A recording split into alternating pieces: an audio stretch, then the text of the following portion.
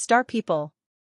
Glorious and amazing are everything, things without a coming or really any going. Bowie's not dead yet, for he exists in each of us, by the memories we kept, but more significantly, his elements are the same as ours, so why do we tremble at our potential, when we're the stuff of stars? And silence, vantageous silence linking us to everything. Our elements aren't complete without the silence it brings. All we have to do is get on that stage called life, and dance our hearts out, unknow away the strife. We have got to stop wallowing in the past, get through it and don't make it a place to last. Yes, I agree with all that, I said back at myself. So what is it that you are saying? We are asking you why we are suffering. I guess I have held back in expressing myself, I said, and now you all are calling me on it. I have to get out there more and read my poems, stop being so afraid of this or my tomes. Well, why were we all afraid then, asked eye to eye, the green piercing thing accusing my mind. What held us back, exactly, because we want to know, why did you not get out and reveal your poetry show? I thought of this well, and said, sometimes, I was fat, and I was afraid for others to see me like that. That was a rush to let out such a thing, and the looks on our faces said the answer was insane, for so many heavy-set artists have we admired, for their bodies had nothing to do with their works so inspired.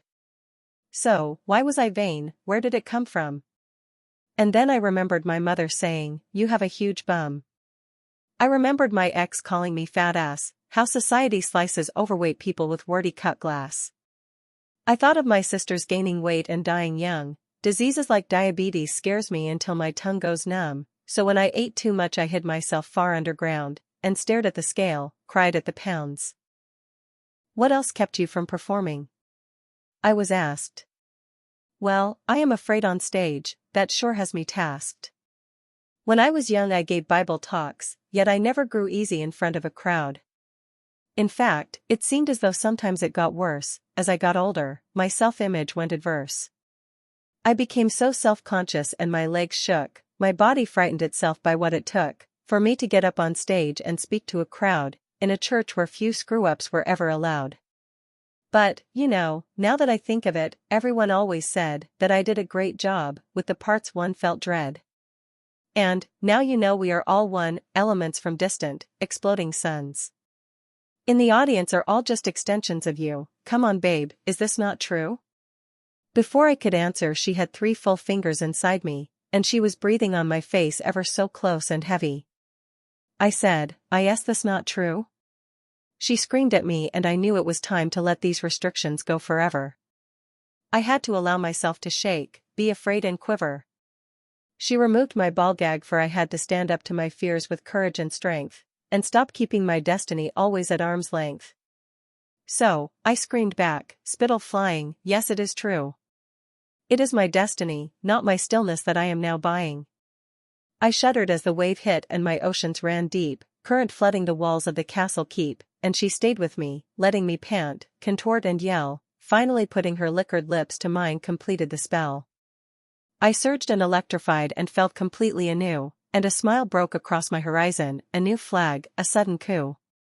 The cats weren't hungry, not anymore, for they rolled around in that sudden summer in a bookstore, where I gave my reading and yes, I made mistakes, but in the end I was happy that I had dealt with a fake. See, I came to terms with all that I really am. And if someone doesn't like me, I just don't give a damn. Bowie's not dead yet, I muttered only to myself, looking at the row of his CDs on my shelf. He's not dead as long as we have something to learn from him, so I put on a video that had him in his Ziggy pseudonym. Bowie was afraid of performing, when he was young, so he invented a different character to be playing Major Tom. I was let loose from the gallows of her love, and led to the bed where I resolved, to always be authentic, to who I am. This search is important, I feel, to the happiness of us all. Deep in the mind and the heart there lays a building called truth, and it is blackened when courage faces the mirror accused. For us is the way out, leaving all that we have come to believe, hate and love, soothe or shout. And it is important to not say to the self, this is who I am, that is, if we are mindless people wanting for society to let us in. No? Then we must fight, fight, fight. We must forget about what others deem as wrong or right.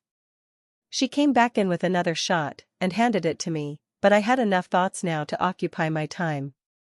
I didn't want to rhyme my liver and pickled brain with this hard drink that had always made me insane.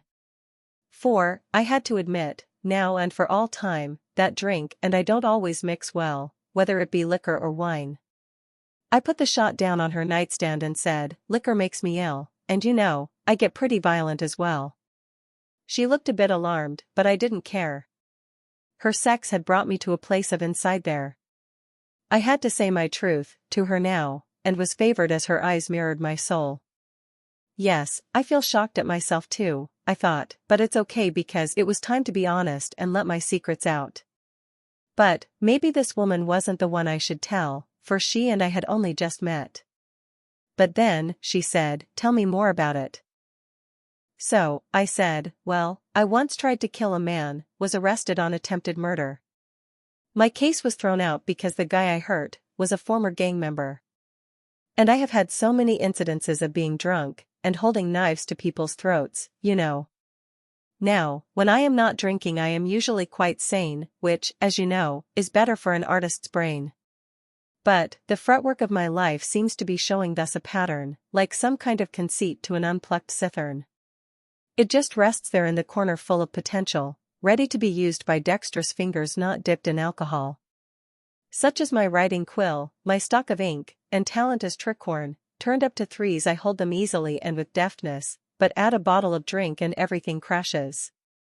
I cannot drink hard stuff, and I know this is true, for I once quit for a year and a half, and not a violent moment was had. But, once back on the bottle I went through pain of familial death and my actions turned mad. So, now, tonight, in your most able care, I have seen a part of my heart that is sighing and aware. I have to quit drinking that stuff for the rest of my life, and this is just what has to be, starting with tonight. I stood up then to go, assuming she was reasonably afraid of me, or weirded out by my strange talk and secretly wished me to flee. "You don't have to go, you know," she said. "We can talk more here, lying on the bed." And while she was looking at me with interest and not really fear, I projected onto her something that wasn't really there. All I saw was a person in judgment of my tortured mind. And who, like all before her, would come to loathe me in time. So, I told her goodbye and smiled weakly, and she frowned a bit as if trying to see what bothered me. She really did seem to care in some way or another, so again I projected and thought her feelings as lonely or bluffer. I walked towards the door and she followed behind, said to me, "Come back any time."